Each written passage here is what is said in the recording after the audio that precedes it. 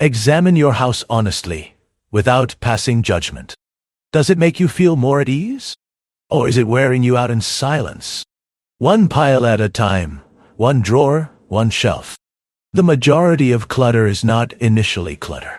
It starts off as something we might need in the future, something we enjoy, or something practical. Those things accumulate over time. They then begin to occupy more than simply space. They consume your time, your vitality, and frequently your mental tranquility. You're not by yourself.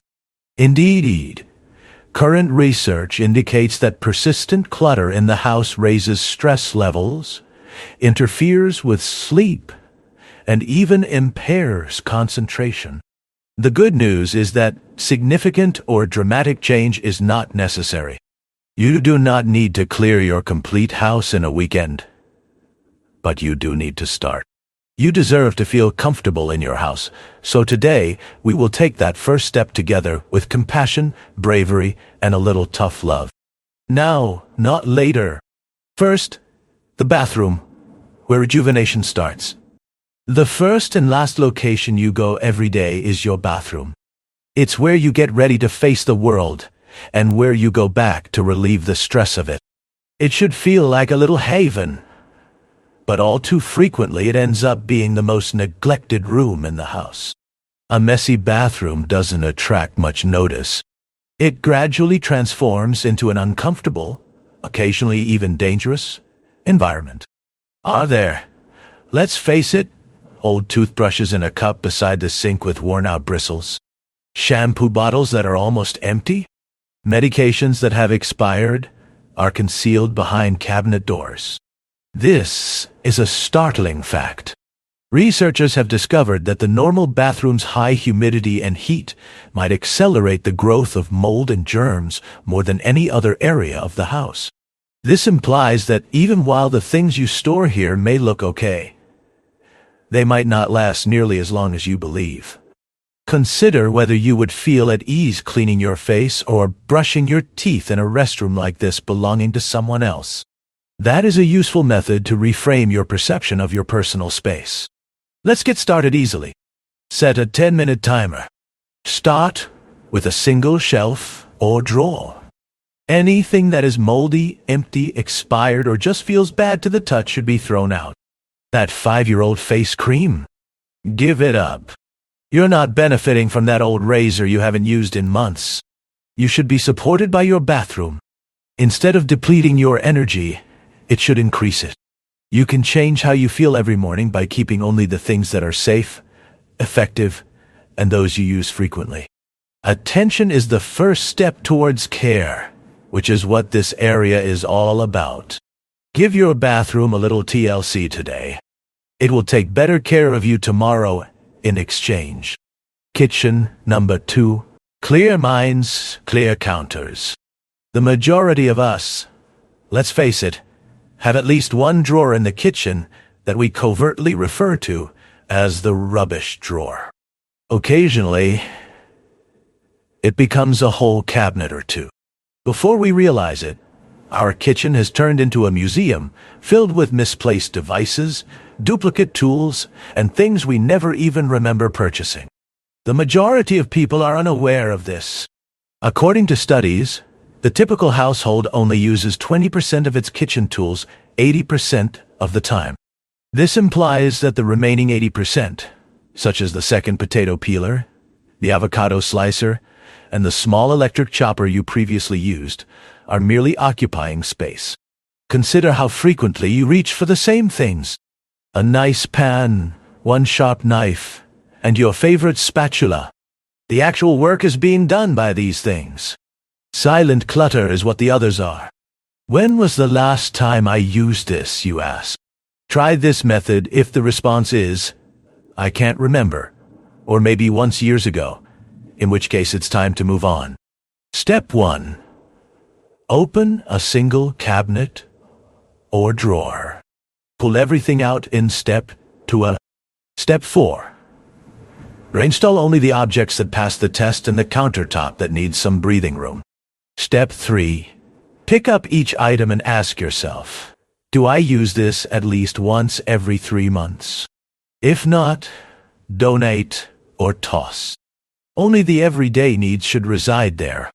Perhaps your toaster or coffee maker. Everything else should be put away entirely or stored in drawers or cabinets. Perfection is not the goal of a clear kitchen. It has to do with ease. Your mind follows when your counters are clear. Meals get easier. Your home more hospitable and your time more concentrated. Allow your kitchen to become the focal point of your house rather than just a place to store things.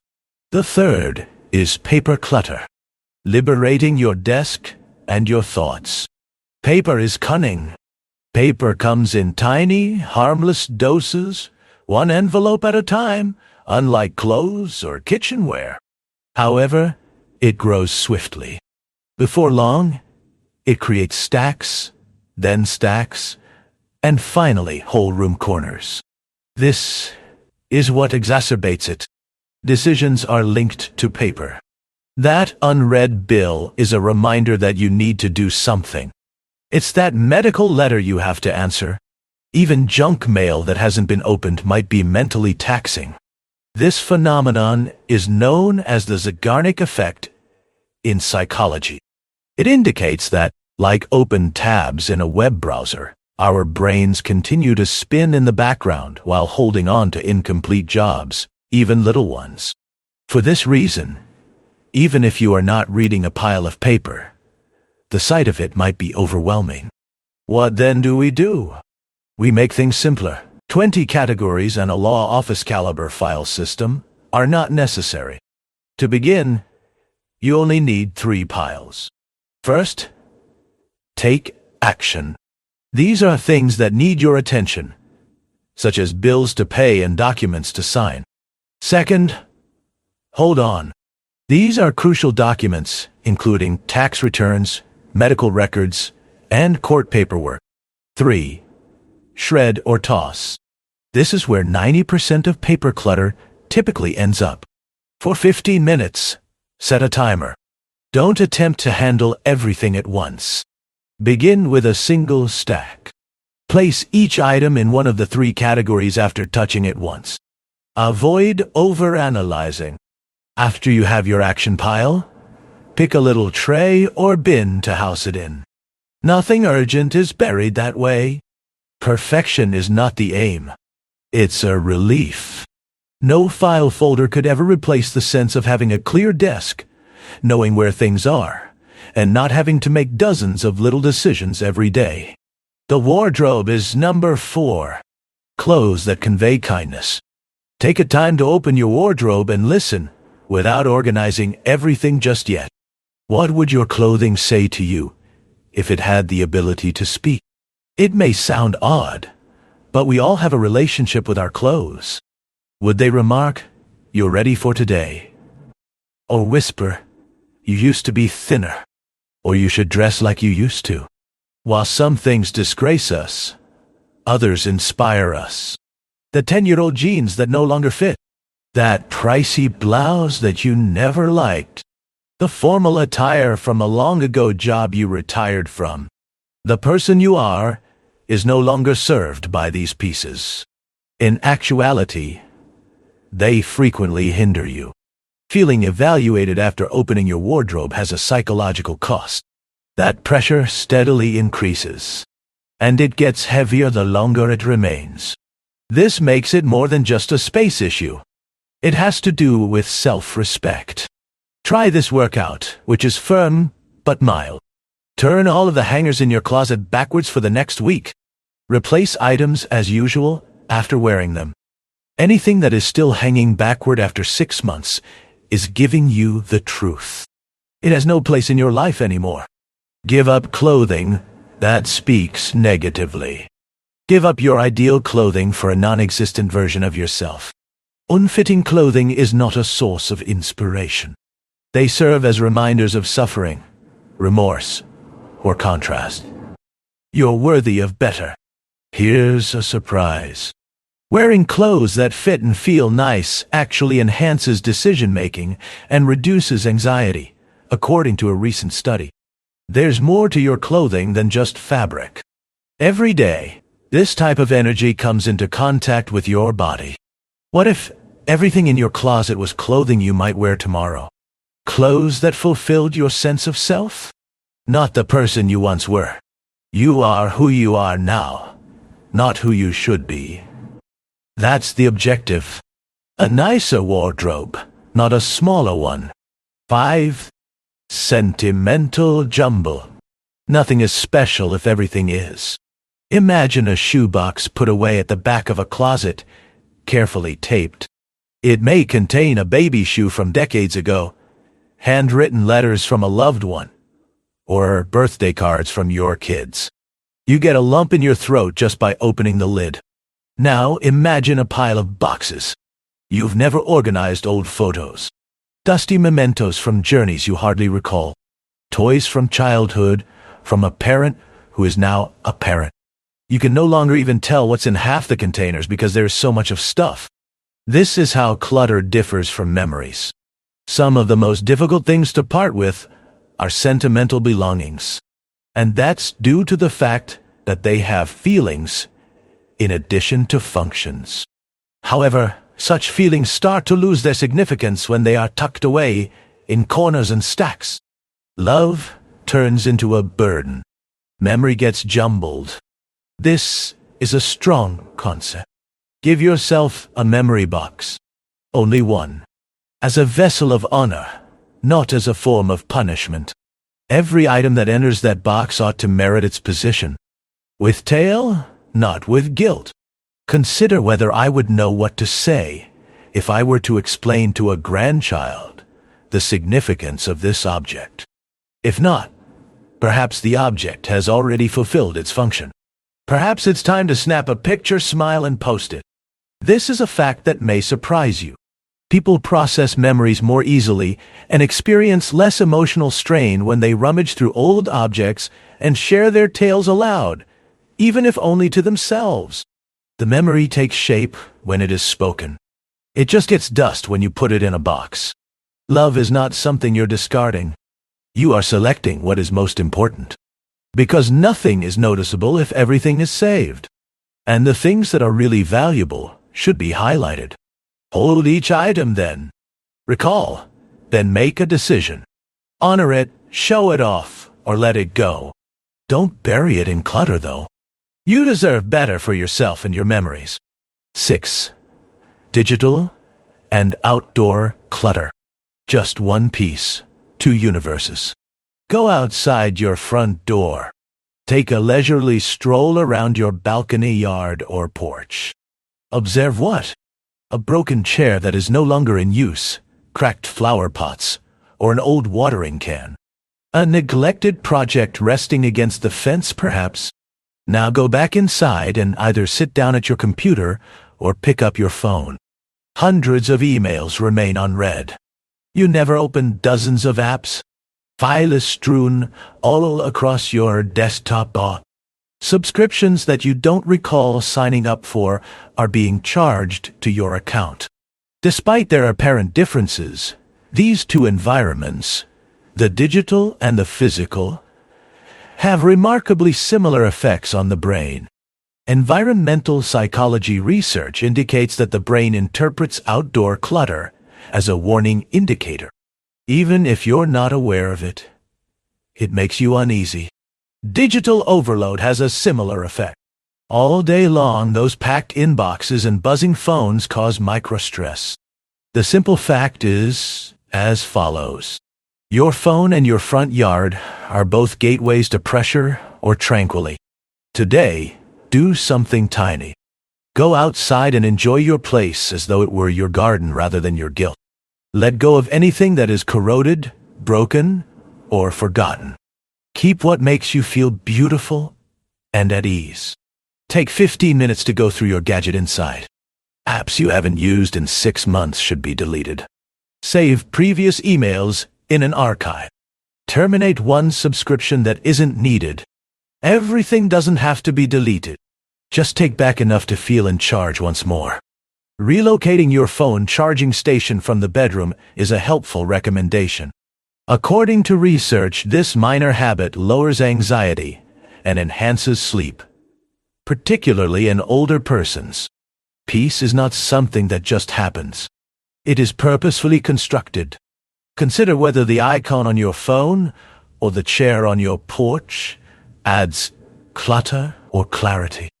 Your days become easier and your mind becomes calmer as you clear the digital and physical roots. 7. Items for kids. More joy, fewer toys.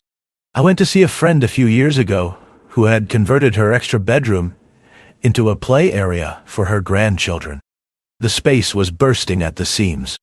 Shelves filled with toys made of plastic in various colors. There are boxes beneath the bed filled with puzzle pieces, half-broken board games, and antique dolls.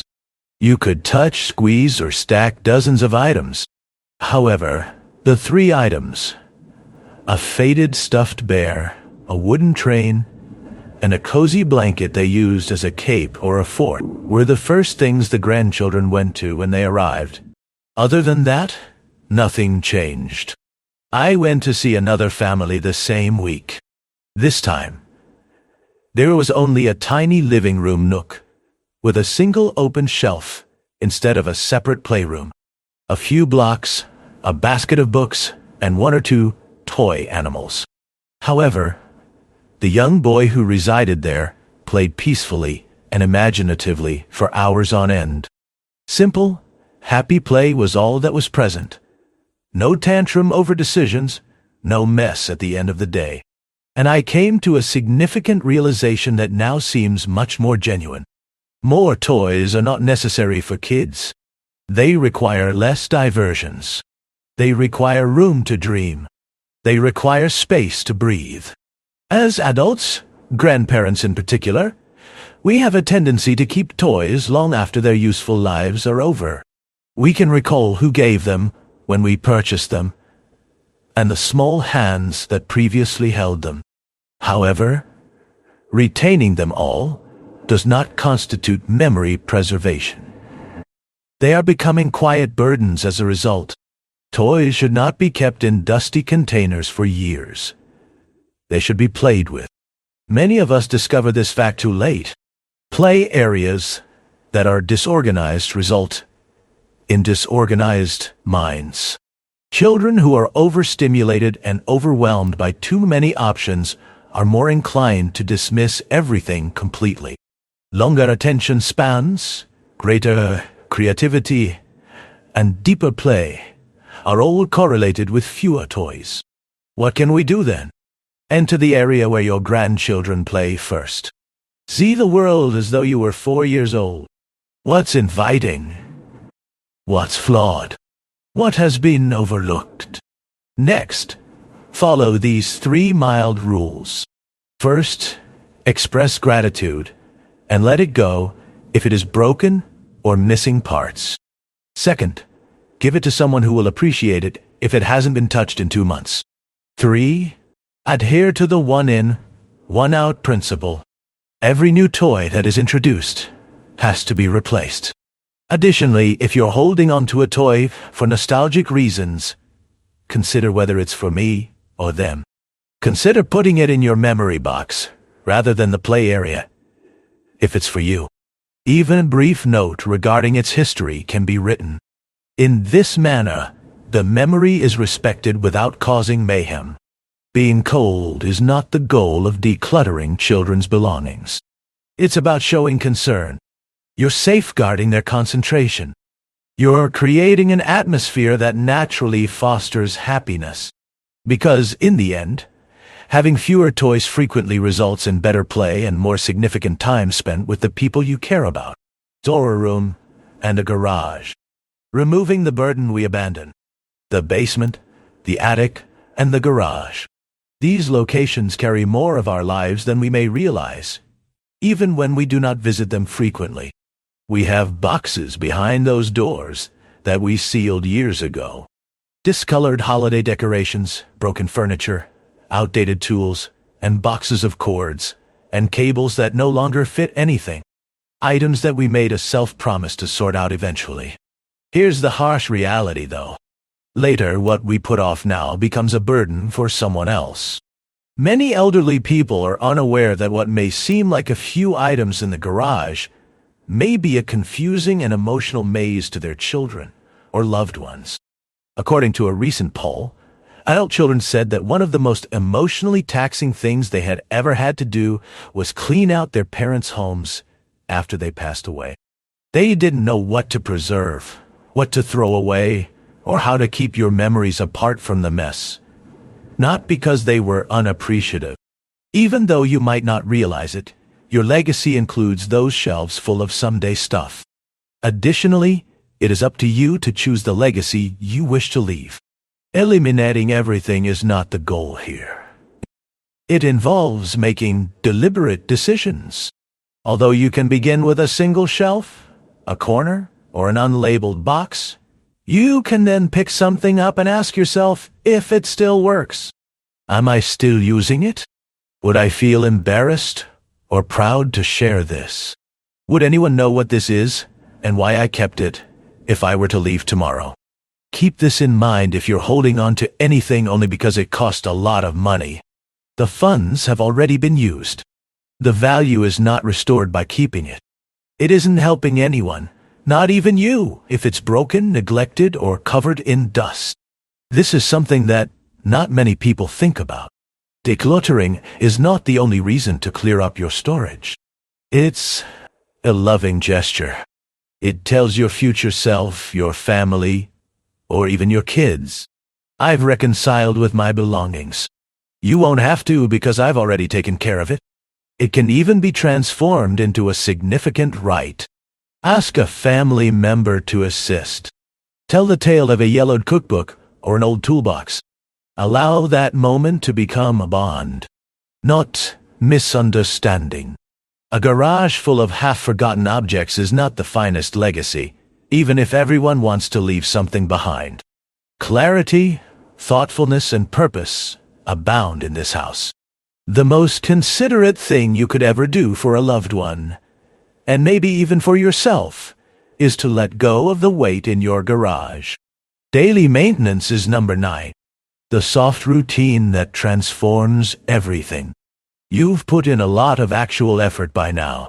You've made difficult decisions, cleared shelves, opened drawers, and possibly let go of items that seemed heavier than they actually were. You should be proud of that.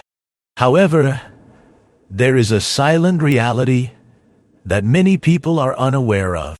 Decluttering is most effective when done consistently in modest, gradual steps, rather than all at once. Consider how we take care of our bodies. We don't consider ourselves fit after taking a single lengthy walk. Every month, we don't wash our teeth. The rhythm of little deeds is how true well-being is created in the everyday. The same is true at home. Sorting and throwing doesn't have to take up an entire weekend. You require a ritual. Only 10 minutes every day. That's all. If you'd like, set a timer. Pick one basket on the floor, one drawer, or one corner. Crack it open. Ask yourself, what no longer serves me here? And take action one choice at a time. It may surprise you to hear that micro-habits, small, regular behaviors, are 5 times more likely to endure than large one-time adjustments. That means a day of tearing through the house in frustration is not as strong as the silent act of clearing one surface every evening. It's not about being flawless. It wasn't. You might only have the stamina to fold a blanket and store a pair of shoes on certain days. That's plenty, since calmness is developed via consistency. When you decide to renovate a small area, you're reaffirming a significant point, that you are deserving of the attention that your home provides. This implies that you can pause when you're exhausted. You are free to sleep guilt-free.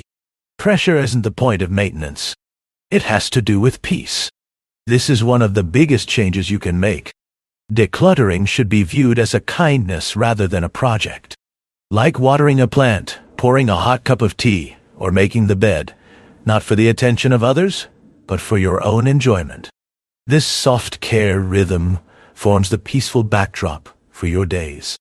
You'll notice that the house is lighter, that mornings are easier, that you spend more time just being, and less time searching for stuff. Ultimately, an empty house is not the aim. It is a calm one where you have space, and everything has its place, because you deserve it.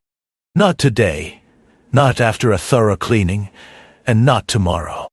You've made great progress. You may not even be aware that you've started a modest change in the way you take care of yourself, in addition to a decluttering project. It's never simple to let go. It challenges you to confront memories, break old routines, and put peace before comfort. But that's what you did here. One decision and one step at a time. And that's important, since clutter affects not only the physical, but also the emotional and mental levels. It can make your mornings more difficult and take away the enjoyment of daily living. However, something changes as soon as even a tiny area is cleared. In your spirit, as well as in your house. Keep this in mind. There isn't a flawless house, a well-arranged shelf, or a goal to strive for. It is important that you return to this practice with kindness rather than guilt. That you treat your space with the same gentleness, consistency, and lack of judgment that you show a friend. You're not in the rear. You're not failing. You're only getting bigger. And any age is a time to celebrate growth.